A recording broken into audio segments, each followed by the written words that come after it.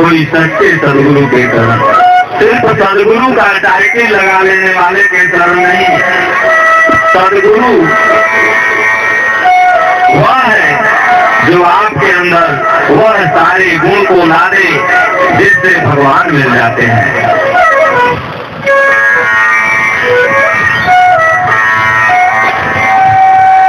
तो आप लोग समझ ही गए हैं कि जीव क्या है। जीव उसी ईश्वर का अंश है। वो स्वयं शिव है, लेकिन अपने बुरे कर्मों की वजह से जीव बना। दूसरा प्रश्न, इसका उद्धार कैसे हो? तो जैसा अभी मैं पीछे बताया ही, इसका उद्धार होने का मात्र एक ही तरीका सदगुरु का शरण।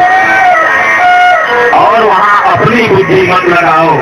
अगर सच्चा सदगुरु मिल गया तो उसके बताए हुए रास्ते पर चलो, आपके इस आत्मा का उद्धार हो जाएगा। और जीव का ही दूसरा नाम आत्मा। ऐसा नहीं कि जीव अलग और आत्मा अलग। जैसा कि इन सज्जन ने प्रश्न किया कि आत्मा क्या है। आप लोग जैसे सुनते हुए कोई कहता है जीव आत्मा, तो जीव का दूसरा नाम ही आत्मा। शिव का दूसरा नाम ही परमात्मा।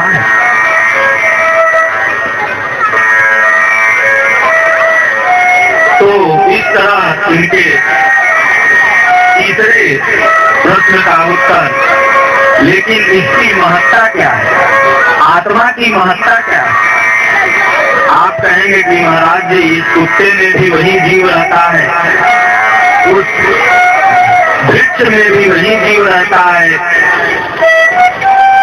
गाय में भी वही जीव रहता है, फिर भगवान का भजन चिंतन करके वो भगवान को क्यों नहीं पाया? क्योंकि सज्जनों, वो जितनी भी योनियां है ना, वो मात्र भोग भोगने के लिए है। जैसा आप कर्म करिएगा उसी तरह से आपको भोग मिलेगा। कुछ लोग समाज में अभ्रांति डाल देते हैं कि जैसे पेड़ के बीज से पेड़ निकलता है, गाय के उधर से गाय का बच्चा ही निकलता है, ठीक उसी तरह से हम मनुष्य योनि है तो मरेंगे तो उसके बाद मनुष्य योनि में आएंगे। ऐसा नहीं। मनुष्य योनि तो कर्मानुबंधानि मनुष्य लोके, कर्म के आधार पर यह योनि बनती है। आप इस जन्म में जैसा कर्म करिएगा वैसा ही आपको भगवान योनि देंगे, उसी योनि में जाइएगा। अगर पशु से प्रेम करिएगा तो पशु योनि में जाइएगा। किसी मनुष्य, किसी महापुरुष से प्रेम करिएगा तो फिर मनुष्य योनि में जाइएगा। और देवता से प्रेम करिएगा तो देवता योनि में जाइएगा। भूत से प्रेम करिएगा तो भूत योनि में जाइएगा। इसलिए अगर आपको शरीर ही त्यागना है, यह गीता का रही है, हम नहीं, तो आप किसी महापुरुष से प्रेम क्यों नहीं करते कि आप फिर मनुष्य शरीर में आए और भगवान का। इसलिए आत्मा की महत्ता, आत्मा की महत्ता यह है कि इसे शस्त्र नहीं काट सकता, अग्नि नहीं जला सकती, वायु इसे सुखा नहीं सकता, जल इसे गीला नहीं कर सकता, तलवार इसे काट नहीं सकती। आपके अंदर जो हम बोल रहे हैं, आप सुन रहे हैं, यह आत्मा का ही कमाल है। जिस दिन इस शरीर से यह आत्मा निकल जाता है, उस दिन आपकी सबसे प्रेम करने वाली औरत 4 गो बांस पर लिटा करके और घर की गहरी तक जा करके विदा कर देती। तो यह आत्मा का ही महत्व है कि हम लोग जो यहाँ बैठे हैं, सुन रहे हैं, बोल रहे हैं, भगवान का भजन चिंतन कर रहे हैं, लेकिन यह आत्मा कभी मरती नहीं है, शरीर मरता है। इसी को भगवान कृष्ण ने गीता में कहा कि अर्जुन अच्छेद्यो अयम दायो अक्लेद्यो अशोष्यते वृत। अर्जुन, इसे कोई छेद नहीं कर सकता। और भगवान कृष्ण ने कहा वंतांति दीर्घानि यथा विहाय नवानि गृह्णाति नरो पराणि तथा शरीराणि विहाय दीर्घानि नान्यानि संयाति नवानि देहि।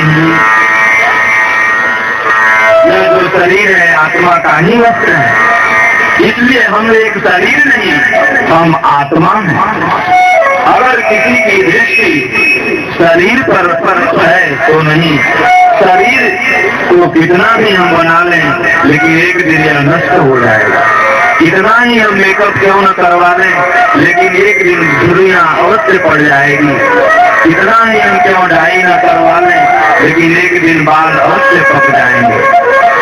इसलिए सज्जनों, लेकिन आत्मा कभी न जवान होती है न बुढ़ाती है। जब जब यह सृष्टि जब से यह सृष्टि का निर्माण हुआ तभी से आत्मा है। लेकिन हाँ, आत्मा परमात्मा में अवश्य मिल जाती है। जब आप भगवान का भजन चिंतन ध्यान सत्संग पूजन करेंगे तब यह आत्मा उन परमात्मा के चरणों में सदा सदा के लिए मिल जाएगी और आप उस आनंद में विलीन हो जाएंगे जिस आनंद के लिए सब लोग।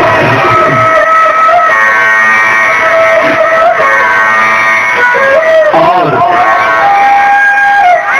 आगे यथार्थ गीता से क्या लाभ है?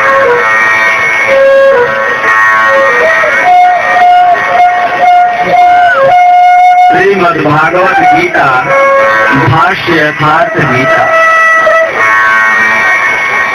आज के 5200 वर्ष पूर्व भगवान श्री कृष्ण ने गीता का उपदेश महाभारत में जब अर्जुन हताश हो गया, कहा प्रभु आप जिस युद्ध में हमको लाए हैं, जिनसे लड़ने के लिए हमें कह रहे हैं, इसमें मेरे सारे गुरु पितामह रिश्तेदार भाई मित्र सब खड़े हैं और इन्हीं को मारने के लिए आप हमसे कहते हैं। भला यह युद्ध मैं कैसे करूं?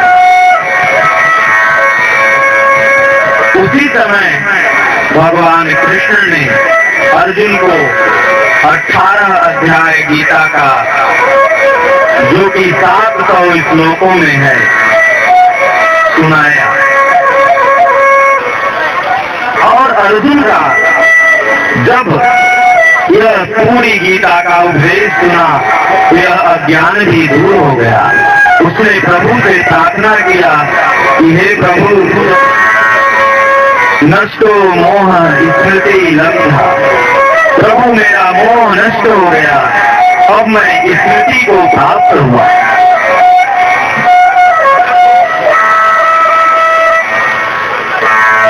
मेरा ज्ञान दूर हो गया। तो अर्जुन कौन है और कृष्ण कौन है? हर कोई भजन करना चाहता है, लेकिन जब वह किसी संत महात्मा से यह जानता है कि भजन करने के लिए इन परिवार वालों को मारना पड़ेगा, चूड़ा और चक्कू से नहीं, इनको छोड़ना पड़ेगा, जैसे महावीर, माता मीरा, तमाम ऐसे महात्मा हुए, छोड़ दिए, उसी तरह से आपको भी छोड़ना होगा। छोड़ने के नाम पर कितने लोगों का तो रुमा खड़ा हो जाता है। भला बताइए, इतना प्रिय परिवार को हम कैसे छोड़ सकते हैं? यही समस्या अर्जुन के सामने आई। यह युद्ध कहीं बाहर कुरुक्षेत्र में नहीं हुआ था, जैसा कि अभी रसिया के कुछ विवाद आया कि गीता मारकाट को समर्थन देती है, इसलिए गीता को बंद किया जाए।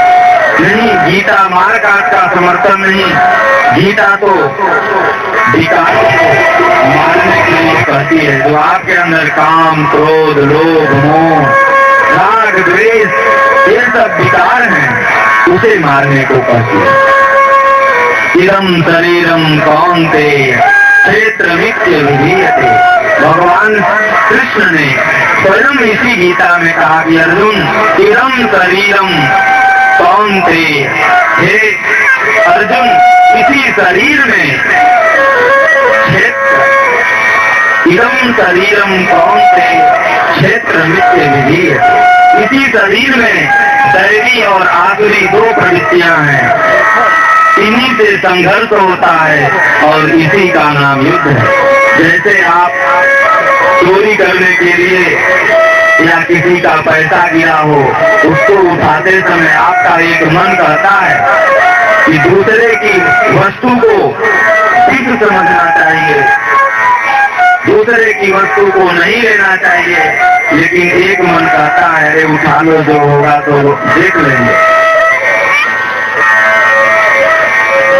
तो यही दैवी और आसुरी, जो आपके अंदर आसुरी प्रवृत्ति है, यह लड़ती है किससे?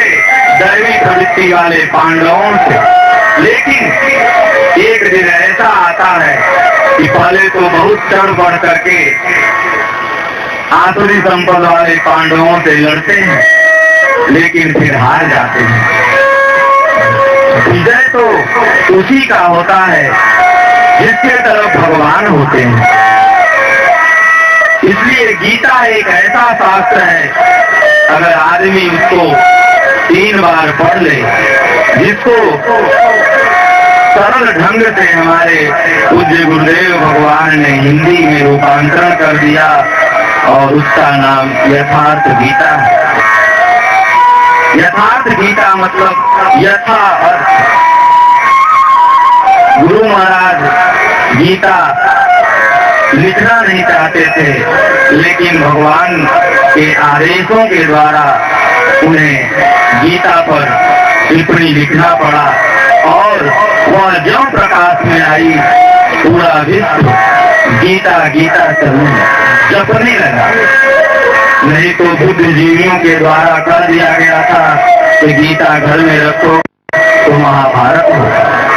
सब लोग गीता को निकाल करके चूल्हा में डाल के रोटी बना के खा गए। गीता को रखने से महाभारत नहीं होता, बल्कि गीता को हटा देने से और बड़ा महाभारत है। महात्मा गांधी जो पूरे भारत को आजाद कराए अंग्रेजों से, वो भी गीता के ही अनुयायी थे। वो अपने वर्णों में कहते थे कि मैं जब जब दुखी होता हूँ तो गीता माता की शरण में जाता हूँ। वो कहते थे कि गीता पुस्तकालय में ही नहीं बल्कि प्राथमिक पाठशाला में भी पढ़ाई जाए, ताकि सब लोग समझें। जो महात्मा गांधी कहा करते थे ना कि हिंदू, मुस्लिम, सिख, ईसाई हम सब हैं भाई भाई, यह किसका वर्ड था? यह गीता का ही वर्ड था। गीता क्या करती है कि ममो वांसे जीव लोके जीव भूतल सनातन मन कष्ट इंद्रियाणि प्रकृतस्थानि दर्शति। अर्जुन, इस संसार में 2 हाथ पैर वाला, चाहे वह जर्मनी, जापान, अमेरिका, भारत कहीं भी जन्मा है, अगर मनुष्य है वह मेरी संतान है। सब प्रभु के इंद्रियाणि प्रकृतस्थानि दर्शति। अर्जुन, इस संसार में 2 हाथ पैर वाला, चाहे वह जर्मनी, जापान, अमेरिका, भारत कहीं भी जन्मा है, अगर मनुष्य है वह मेरी संतान है, सब प्रभु के संतान है। यह गीता का ही वर्ड है। गीता अगर हम पढ़ें तो समाज में तमाम भ्रांतियां दूर हो सकती हैं, जैसे छुआछूत। हम गीता नहीं पढ़ते हैं इसलिए किसी को कहते हैं कि तुम अपवित्र हो और किसी को कहते हैं हम पवित्र हो। सामाजिक वैमनस्यता, जो समाज में तमाम तरह की वैमनस्यता फैली हुई है, उसका मात्र एक ही कारण है, यह जाति है। और यह कारण सिर्फ गीता पढ़ने से दूर होगा। इसलिए सज्जनों, गीता नहीं पूरे सैनिकों में आत्मबल दिया, चाहे वीर भगत सिंह हो, चाहे चंद्रशेखर आजाद हो, कोई भी हो, सबों ने गीता के वर्ड को ही दोहरा करके, कोई फांसी के फंदे पर झूल गया तो कोई अपने सीना को खोल करके अपनी छाती में गोलियां उतार ली। इन क्रांतिकारी सैनिक जो हमारे थे वो कहते थे कि हे अंग्रेजों, तुम हमें मार दो, मेरी आत्मा जो है ना ये अजर अमर है, मैं फिर से वापस आऊंगा और इस लड़ाई का संग्राम लड़ूंगा और अपने भारत को आजाद कराऊंगा। इसलिए और गीता की महात्म्य को तो सारे शास्त्रों वेदों को लिखने वाले स्वयं वेद व्यास जी ने कहा, गीता सुगीता कर्तव्या किमन्ये या स्वयं पद्यनाभस्य मुखपद्याद्विनीता। गीता सुगीता कर्तव्या किमन्ये, उन्होंने कहा कि ये मेरे कलम से नहीं लिखी हुई है, बल्कि स्वयं भगवान के या स्वयं पद्यनाभस्य मुखपद्याद्विनीता, यह स्वयं परमात्मा के श्री मुख से प्रसारित है। उन्होंने न महाभारत को शास्त्र की संज्ञा प्रदान किया, न वेदों को उन्होंने अगर शास्त्र की संज्ञा प्रदान किया तो किसको?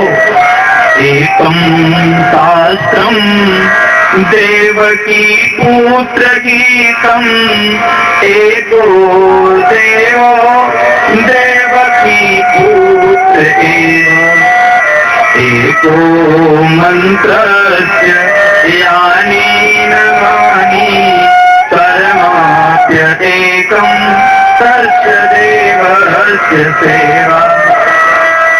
अगर इस संसार में अगर कोई शास्त्र है तो गीता, अगर मंत्र है तो क्या गीता में जो वर्णित है। आजकल मंत्र के बारे में समाज में बड़ी भ्रांतियां हो गई। कोई कहता है राधे राधे श्याम मिलाधे, कोई कहता है ओम नमः शिवाय, कोई कहता है ओम भगवते वासुदेवाय, कोई गुरु गुरु जपता है तो कोई कृष्ण कृष्ण जपता है। लेकिन भला अपने सबसे प्रिय शिष्य अर्जुन को स्वयं भगवान ने क्या जपने के लिए कहा उस गीता में, आइए हम लोग देखें। उन्होंने कहा कि ओम नित्येकाक्षरं ब्रह्म मामनुस्मरन् व्यवहारं शायाति तजन्देहम्। हे अर्जुन, ओम का जाप करते हुए अगर कोई भी व्यक्ति इस शरीर को छोड़ता है। स याति तजन्यम याति स परमाम लोकम, वह उस परम गति को प्राप्त होता है, परम धाम को प्राप्त होता है। उन्होंने ओम पर बल दिया, इसलिए मंत्र क्या है? तो ओम। और इसी को गोस्वामी तुलसीदास जी ने हिंदी भाषा में राम कह दिया। ओम माने भी वही परमात्मा, ओम वह अविनाशी परमात्मा, राम रमन्ते योगिनः अस्मिन् स राम, जो सबके घट में विराजमान है। ओम या राम, इसमें से जो भी आपको अच्छा लगे उसका जाप करें, और कोई सदगुरु मिल जाए तो उसका ध्यान दें। जिसको आपकी आत्मा कह दे कि नहीं यह गुरु हैं, इनसे हमारा कल्याण हो सकता है, ये हमें इस माया की बजरिया में नहीं फंसाएंगे, ये हमें सीधे भगवान की तरफ ले जाएंगे, तो उनके सतरूप का ध्यान और ओम या राम का भजन का जाप यही करना है। ये नहीं कि क्षण में ओम और क्षण में राम, दो नाव पर चढ़ना, झंझटों में पड़ना, दो नाव पे नहीं चढ़ना है। एक ही साधे सब सधे, सब साधे सब जाए, बांस फांस अरुमी करी, एक भाव बिकाए। एक ही साधे, अगर आपकी आस्था एक पर है तो एक ही साधे सब साधे। अगर एक पर विश्वास हो गई, इसी को तुलसीदास ने कहा, तुलसी मूल ही से फल ही फूल ही अगाई। पत्ता में पानी अगर आप छीटिएगा तो पेड़ वाला कितना दिन तक जीवित रहेगा। इसलिए अगर पानी ही छीटना है तो जड़ में डालें। जड़ है वह परमात्मा, और जितने भी देवी देवता हैं वह उसके पत्ता हैं, शाखा हैं, छाल हैं।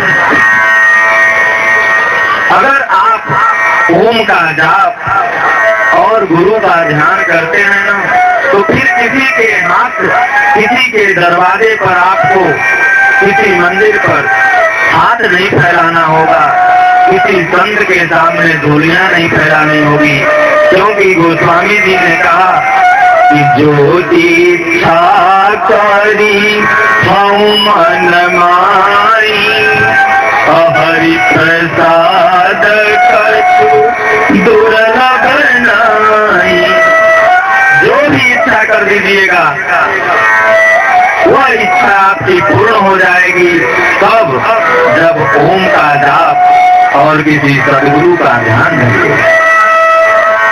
गुरु सिद्ध नहीं बनाता, बल्कि गुरु ही बना देता है। कौन गुरु? बनारस में बड़ी गुरु मिलेंगे, कहा हो गुरु पाला की, वो गुरु नहीं। गुरु मतलब जो हमें गु मतलब होता है अंधकार, और रू मतलब होता है प्रकाश। जो हमें इस अज्ञान रूपी अंधकार से उस प्रकाश रूपी परमात्मा की तरफ ले जाए, वही गुरु है, और बाकी ठग है। इसलिए सज्जनों, आपका शास्त्र क्या है? तो आपका शास्त्र है गीता,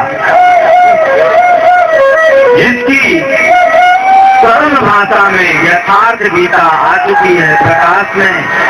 आप उसको जरूर पढ़ें। आपसे अगर पूछा जाए कि आपका शास्त्र क्या है, तो कोई कहेगा दुर्गा सप्तशती, कोई कहेगा गरुड़ पुराण, कोई कहेगा रामायण, कोई कहेगा कुछ, कोई कहेगा कुछ, लेकिन नहीं, आपका शास्त्र गीता है। गीता का ही हिंदी अनुवाद रामचरितमानस है। भला गोस्वामी तुलसीदास जी ने कौन सी नई बात कह दी?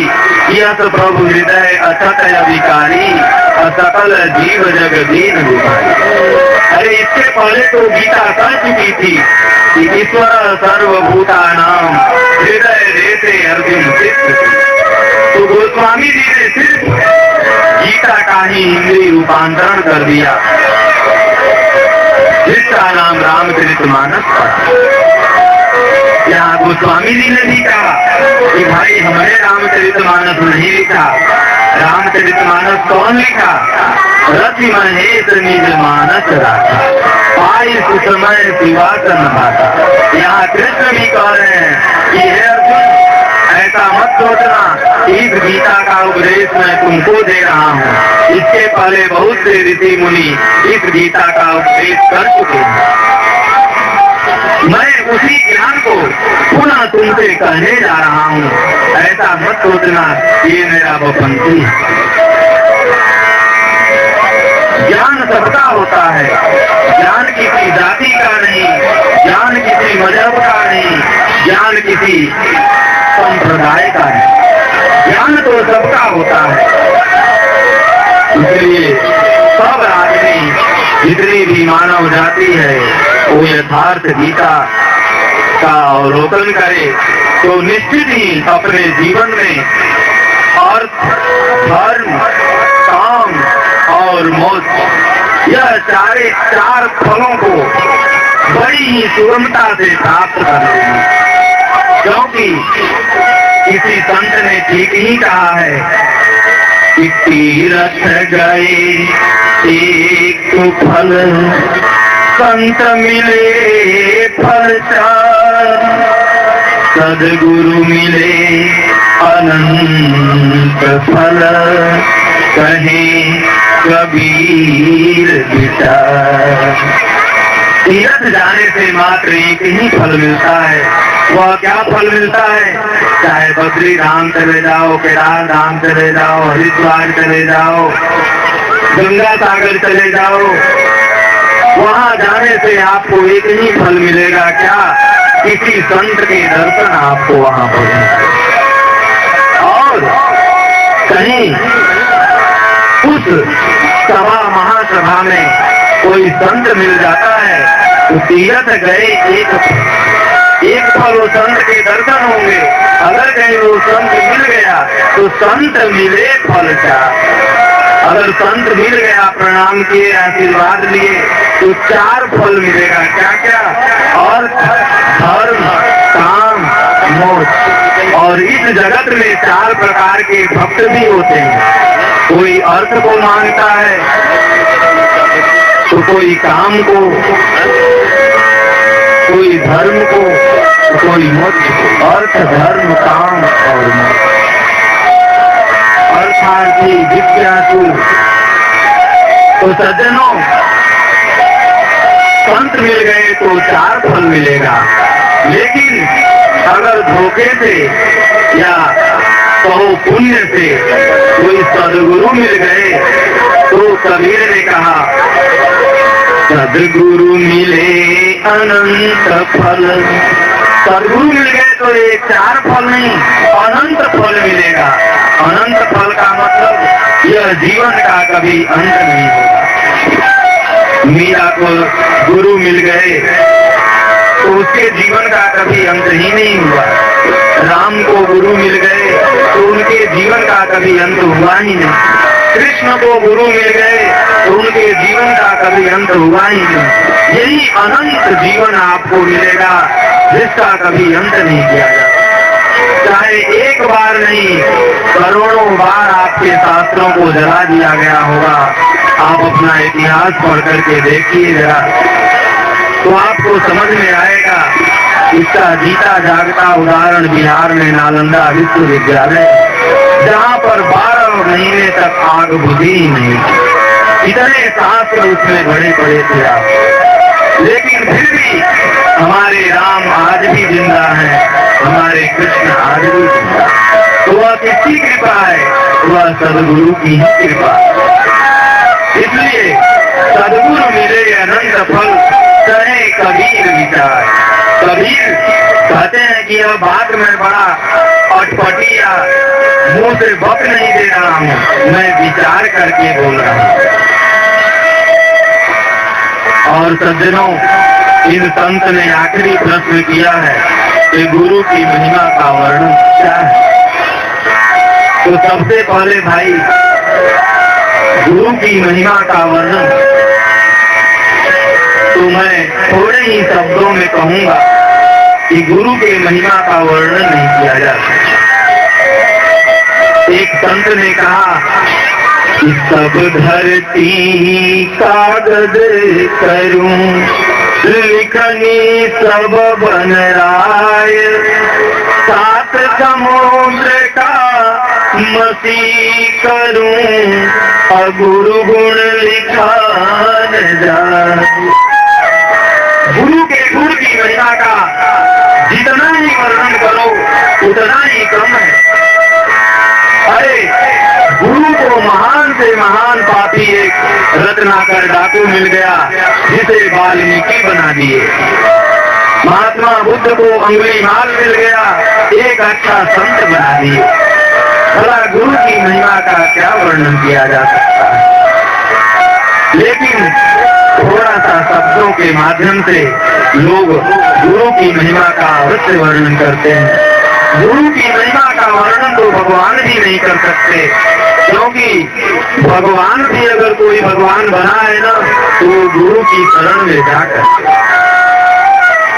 गुरु गोविंद दो खड़े काके लागू पान, बलिहारी गुरु आपकी गोविंद दियो बताए। भगवान ने भी कहा कि भाई तुम गुरु के ही चरण में जाओ। इसी ने कहा गुरु राखई जो कोप विधाता, गुरु रूठे नहीं तो जगता। गुरु के वचन प्रत्यक्ष न देही, सपने सुगमन सुख सिद्धि से। गुरु राखई जो कोप विधाता। गुरु अगर आपसे कोई भगवान भी रूठ जाए ना तो गुरु आपकी रक्षा कर सकता है। इंद्र, एक आपको अच्छा सा कथानक हम सुनाते हैं। भगवान कृष्ण बच्चे थे, छोटे थे, तो अपने सखाओं के साथ घूमने के लिए गए थे। जब वापस घर लौट करके आए तो देखे कि घर में इंद्र की पूजा की तैयारी हो रही है।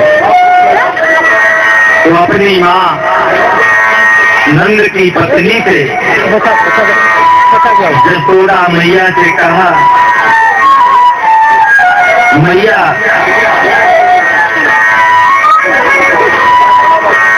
ये आज घर में बड़ी तैयारी क्यों हो रही है।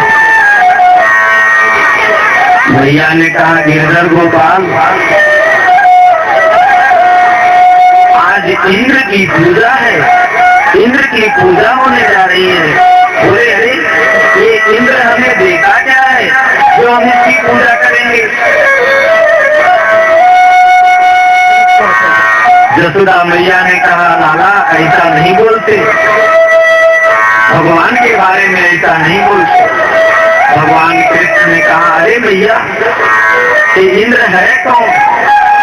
बोले देवताओं का राजा देवराज इंद्र, जो हमें फसल के लिए पानी बरसाता है, तब हम लोग भोजन करते हैं, इसलिए हम उसकी आज पूजा की तैयारी। भगवान कृष्ण ने कहा, भाई अरे उसको राजा इसलिए नहीं बनाया गया है कि तुम प्रजा से पूजा रूपी इनकम टैक्स कर लो। अरे उसको राजा इसलिए बनाया गया है कि प्रजा की सेवा करे। लोग आजकल सेवा करने के भाव से राजा नहीं बनते हैं, बल्कि शासन करने के भाव से राजा बनते हैं। शासन करने वाले को राजा नहीं बल्कि राक्षस कहा जाता है, सेवा करने वाले को राजा कहा जाता है। भगवान कृष्ण ने कहा नहीं भैया, अब यह अत्याचार नहीं होगा, आज से इंद्र की पूजा बंद। भैया बोली अरे तू गुस्सा जाएगा तो पूरा हर जगह समुद्र ही समुद्र कर देगा। बोले चाहे कुछ भी हो जाए, अगर तुमको अपने हाथ से हमें माखन खिलाना है तो आज से इंद्र की पूजा बंद।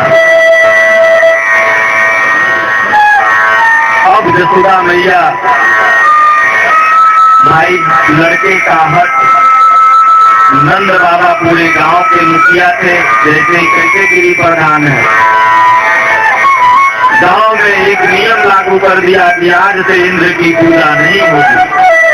सब लोग उनके आदेश का पालन किए। यह इंद्र रूठ गया, इतनी बरसात किया कि भगवान कृष्ण अंत में जाकर के पहाड़ उठाए, गोवर्धन पहाड़, इसलिए उनका एक नाम गिरिधर भी पड़ा। गिरि माने होता है पहाड़, धर माने होता है उठाना। पहाड़ पर उठा लिए तब तक ग्वाल वालों से कहा कि तुम लोग भी अपनी लाठी लगाए रहो, और सब लोग उस पहाड़ के नीचे बच गए। तो भी टूट गया, लेकिन जो गुरु थे ना ग्वालों के, वो सबकी रक्षा कर लिए। वंदे कृष्णम जगत गुरु। हर महापुरुष जब उस स्थिति को प्राप्त कर लेता है तो वही राम बन जाता है, वही राम, वही रहीम कहलाता है। इसलिए निगुरा गुरु ज्ञान का, अगर आपको ज्ञान चाहिए तो गुरु की शरण में अवश्य जाना है। और गुरु कहीं तीर्थ में नहीं मिलेंगे, कहीं मंदिर में नहीं मिलेंगे, और गुरु के खोजने की आवश्यकता भी नहीं है। तब आप सोचिएगा कि महाराज जी बड़ा अजीब बात कह रहे हैं। नहीं, अगर आपको गुरु चाहिए तो आज से ही घर में बैठ करके सुबह शाम 5 मिनट ओम का जाप करें, तो जो आपके अंदर ये आत्मा है ना, वही बता देगी कि तुम्हारे गुरु महाराज बिहार या छत्तीसगढ़ में निवास करते हैं, वहां चले जाओ, तुम्हारा कल्याण हो जाएगा। गुरु को खोजने के लिए अगरबत्ती मोमबत्ती लेने की जरूरत नहीं है, सिर्फ ओम का जाप करो। और जब गुरु मिल जाएंगे तो गुरु की महिमा का ऑटोमेटिक पता लग जाएगा। गुरु की महिमा का तब तक पता नहीं लगता जब तक गुरु नहीं मिलते। अब मैं अपने मुख से कैसे कहूँ कि गुरु की महिमा क्या है? खुद आप गुरु को ढूंढ करके और खुद जान लीजिएगा कि गुरु की महिमा क्या है। उसी तरह जैसे कहे कबीर गूंगे की शक्कर खाए तो पैदा। अगर किसी गूंगे को शक्कर दे दीजिए चीनी, तो उससे पूछिए भैया कितना मीठा है, बोलेगा और क्या बोलेगा। इसलिए सदैव गुरु की महिमा तभी जानी जा सकती है जब हमारे पास कोई गुरु उपलब्ध हो, और उसको बताया भी नहीं जा सकता किसी से। जो बताता है वो जानता ही नहीं। जो देखा तो कहा नहीं, कहा तो देखा नहीं, रही मन अगम बात यह, कहन सुनन को नहीं। जिसने देखा कि भगवान कैसा है उसने कहा ही नहीं, और जिसने भगवान को नहीं देखा वही डंका बजेले चलता है कि 2 मिनट में आओ, तो कोई कहता है 5 5 मिनट में तुमको भगवान को मिला दे। कोई कहता है आज आप लिविंग करो तो भगवान मिल जाएंगे। फालतू चीज। अरे वो उसने देखा ही नहीं, जो देखा वो कहा ही नहीं, सिर्फ थोड़ा सा रास्ता बता दिया। उसी रास्ता का नाम उसी रास्ता का नाम है गीता, उसी रास्ता का नाम है कुरान, उसी रास्ता का नाम है बाइबल। किसी को उर्दू में लिख दिया गया, किसी को इंग्लिश में लिख दिया गया, किसी को हिंदी में लिख दिया गया और किसी को संस्कृत में लिख दिया गया। है भाषाओं का अंतर, न कि भगवान 2 4 5। भगवान तो मात्र एक होता है।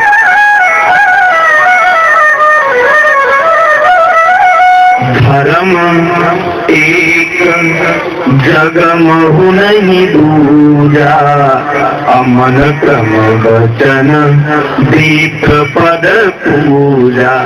इस संसार में एक ही धर्म है। क्या अजब तमाशा भटकी फोरे